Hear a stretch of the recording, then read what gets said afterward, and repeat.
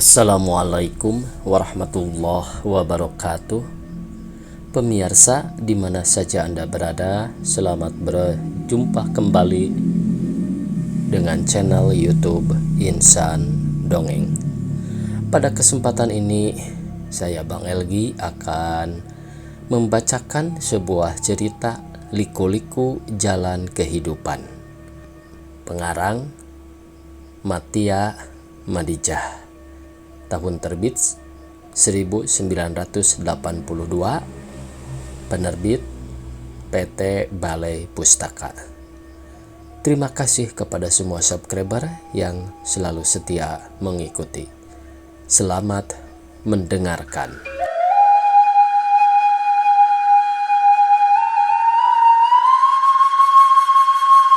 Matahari telah condong ke barat, angin gunung berhembus sejuk. Burung-burung tekukur bernyanyi bersahut-sahutan. Tekukur, kuk, tekukur, kuk, tekukur, kuk. Waktu itu seorang laki-laki berumur kira-kira 40 tahun, bertubuh jangkung, nampak berjalan dengan amat tergesa-gesa memasuki sebuah kampung kosong. 3 minggu yang lalu, kampung itu telah didatangi gerombolan bersenjata sebanyak 30 orang. Mereka melakukan perampokan dan pembunuhan di situ. Sebelum pergi, mereka membakar kampung itu rata dengan tanah. Pak Sumo, demikian nama lelaki yang sedang berjalan terburu-buru itu, hatinya sangat kecut. Memasuki kampung kosong itu, khawatir kampung itu dijadikan sarang gerombolan. Maka ia mempercepat langkahnya dengan sikap waspada.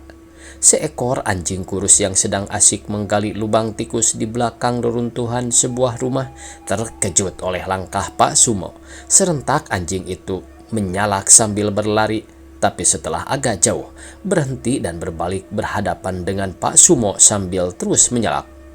Kuk, kuk, kuk, kuk, kuk, kuk, kuk, kuk. Salaknya itu kemudian dari sana-sini disambut oleh anjing-anjing lainnya. Pak Sumo terkejut setengah mati sebab salak anjing biasanya merupakan pertanda datangnya gerombolan. Maka tak ayah lagi, segera ia berlari. Anjing-anjing itu pun demi melihat Pak Sumo berlari, menggonggongnya makin ramai. Hal itu telah menyebabkan Pak Sumo tambah yakin akan adanya bahaya. Ia berlari makin kencang dan baru berhenti setelah memasuki kampungnya sendiri. Sejenak ia mengatur napasnya, kemudian meraba saku memeriksa bungkusan obat. Untung tidak jatuh, katanya tanpa diucapkan. Segera ia meneruskan perjalanannya. Tapi sementara itu hatinya mulai bertanya-tanya. Ia melihat keadaan kampungnya tidak seperti biasa, keadaannya sangat sunyi. Pak Sumo mempercepat langkahnya dan tak lama kemudian ia telah memasuki kebunnya sendiri. Matanya gesit memeriksa. Hei, mengapa Sumo belum mengandangkan kerbau? Pak Sumo bertanya di dalam hati karena melihat kandang kerbaunya masih kosong. Kemana pula nih anak-anak? Pak Sumo merasa heran sebab biasanya anak-anaknya selalu menyambut kedatangannya. Dengan langkah panjang Pak Sumo memasuki halaman rumahnya. Sumo anaknya yang sulung yang berumur 14 tahun bersama Dali, adiknya yang berumur 9 tahun, muncul dari samping rumah dan berlari memburu bapaknya. Kerbau kita digarong, Pak, Sumo segera mengadu. Digarong? Pak Sumo mengulangi perkataan anaknya. Kurang ajar. Ia menghentakkan kakinya, lalu cepat masuk ke dalam rumah memburu kamar istrinya. Ternyata tadi siang ketika Pak Sumo pergi ke Garut hendak membeli obat untuk istrinya yang sakit, kampungnya telah didatangi gerombolan bersenjata. Mereka merampok harta benda penduduk, melakukan pembunuhan dan perkosaan. Kerbau Pak Sumo, yaitu kerbau satu-satunya, turut pula jadi mangsa. Bu Sumo sendiri yang dalam keadaan sakit turut pula jadi korban pemerkosaan.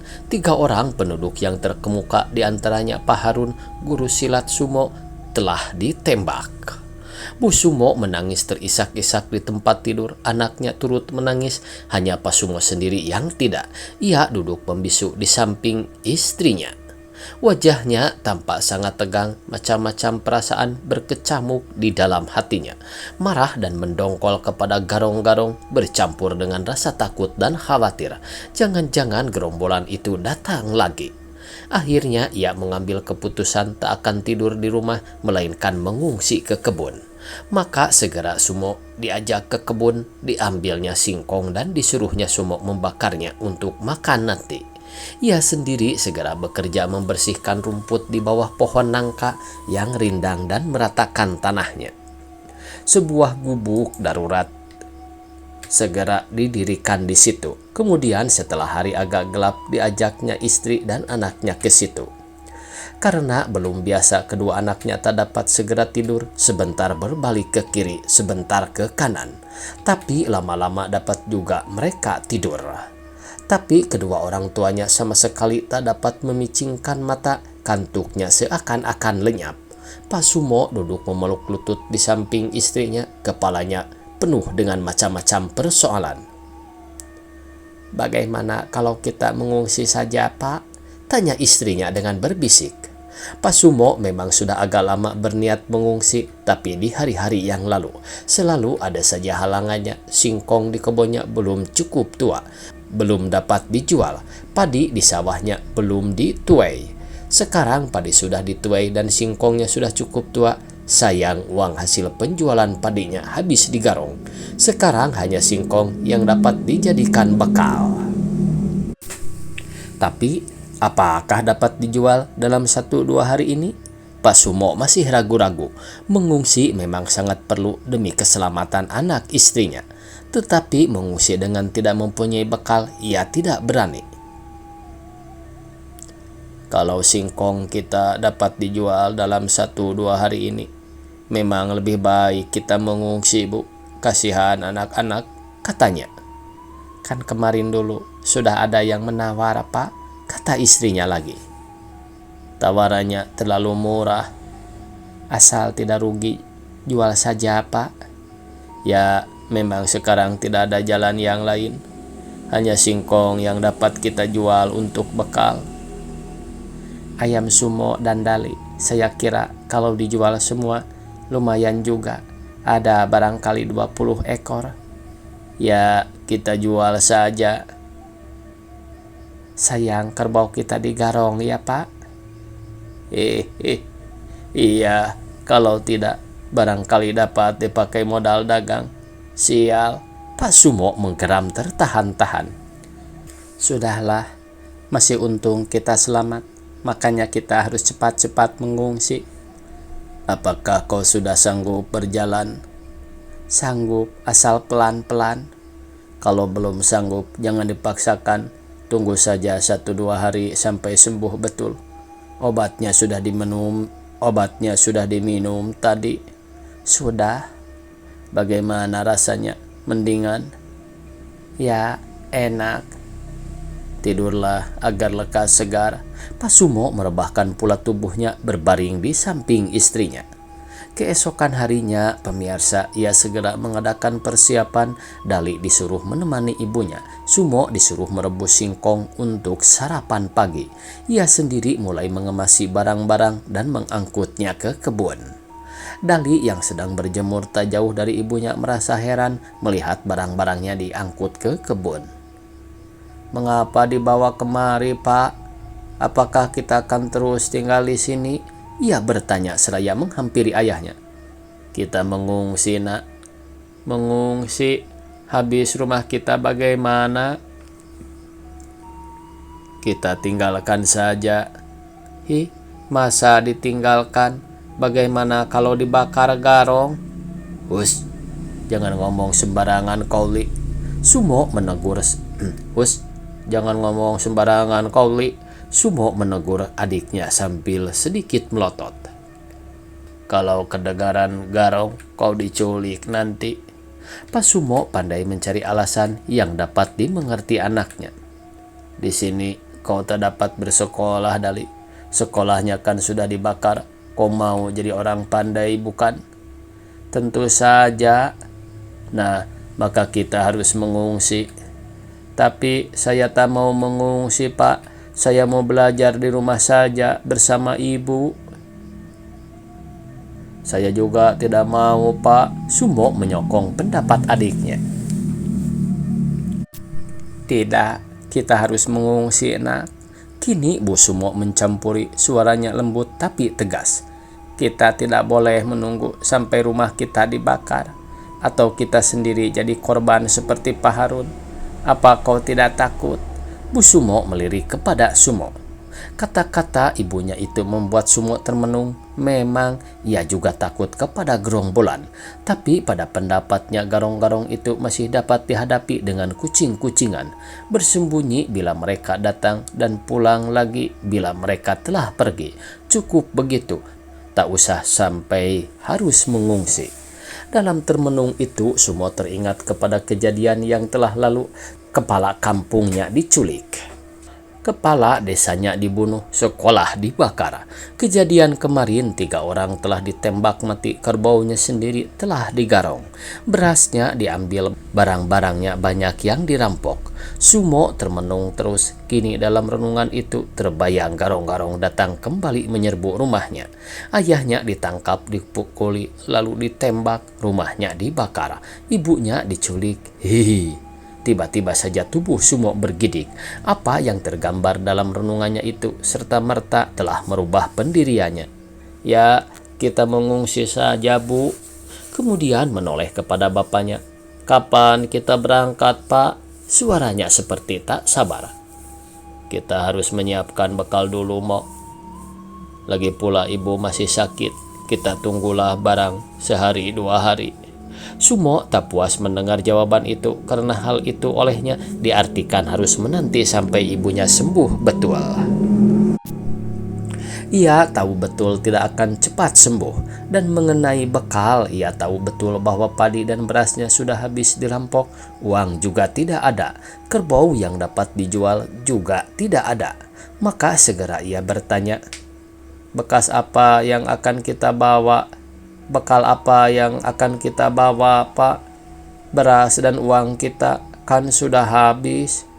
Singkong kita masih banyak, Mo. Ibunya mendahului. Kalau dibikin keripik tentu tahan lama. Di samping itu, kau dan Dali masih punya ayam. Kalau dijual semua, uangnya lumayan juga. Nanti sore kau tangkapi semua, ya. Ayam saya jangan dijual, Bu, kata Deli seenaknya. Hus, Pak Sumo mendesih kepada Dali, kemudian berpaling kepada Sumo. Ayo, Mo, ambil singkongnya sekarang, ajak Dali. Sumo sebagai kebanyakan anak desa sudah pandai bekerja, baik membantu ayahnya di sawah dan di kebun, maupun membantu ibunya di dapur. Dali juga bukan anak pemalas, tapi pekerjaan yang paling digemarinya yaitu menggembalakan kerbaunya di tepi kampung. Karena pekerjaan itu dapat ia lakukan sambil duduk atau berbaring di punggung kerbaunya, jika kerbau itu lagi penurut.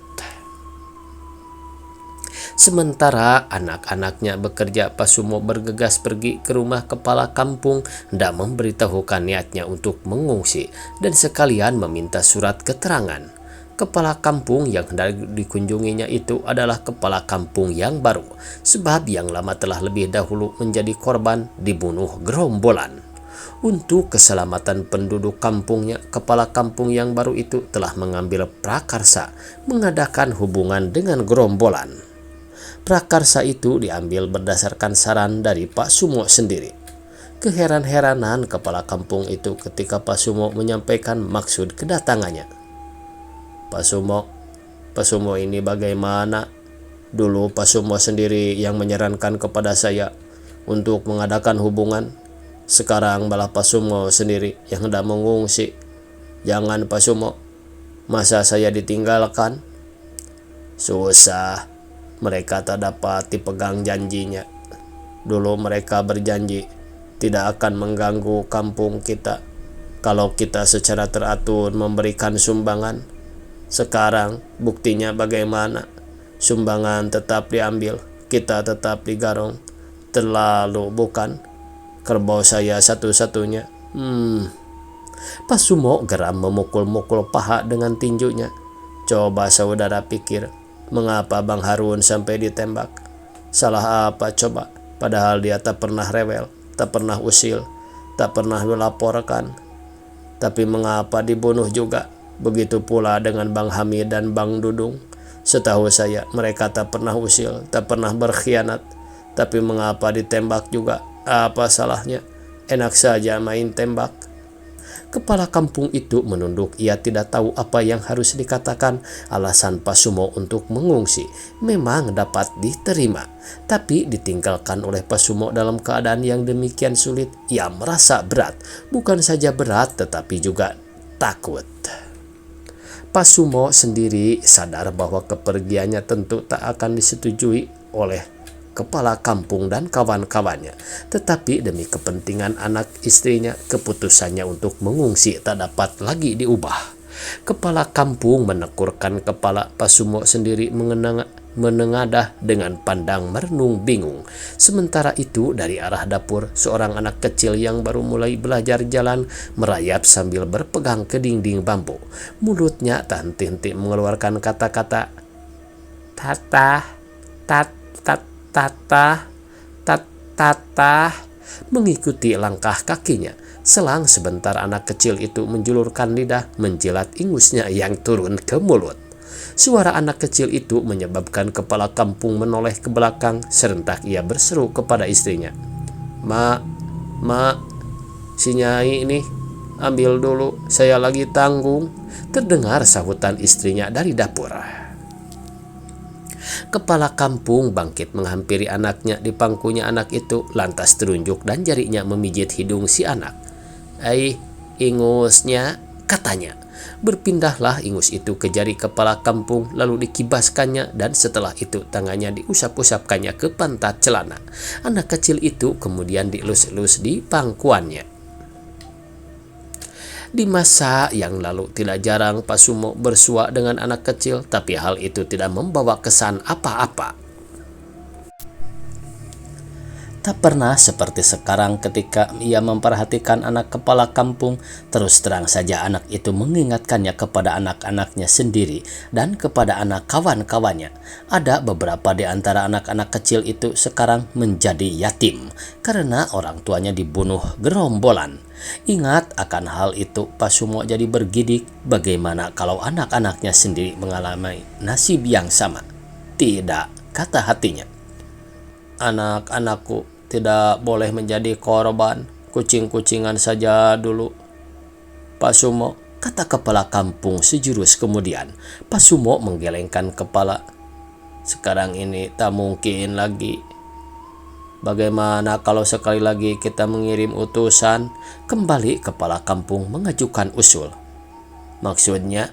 Tanya Pak Sumo dengan nada sinis. Berunding, kata kepala kampung pelan. Sementara itu tangannya tak henti-hentinya mengepok-ngepok pantat si anak. Hampir tidur anak itu. Percuma, kata Pak Sumo datar. Percayalah, percuma kita berunding. Sebagai pihak yang lemah, kita akan selalu menjadi korban. Lihat saja buktinya, biarpun menyokong tak urung kita digarong juga. Tak nyaring Pak Sumo mengucapkan kata-katanya itu, tapi cukup bersemangat sehingga akhirnya kepala kampung sadar bahwa sesungguhnya niat Pak Sumo tak mungkin lagi dicegah. Maka dibuatkannya surat keterangan. Bila Pak Sumo akan berangkat? Tanyanya kemudian. Mungkin lusa. Ya, kita saling mendoakan saja. Semoga agar sama-sama selamat, dipanjangkan umur, dan mudah-mudahan dapat bertemu lagi. Kepala kampung mengeluarkan tangan untuk bersalaman. Waktunya habis pemirsa. Dicukupkan sekian. Semoga esok kita bisa berjumpa kembali. Billahi taufiq wal hidayah. Wassalamualaikum warahmatullahi wabarakatuh.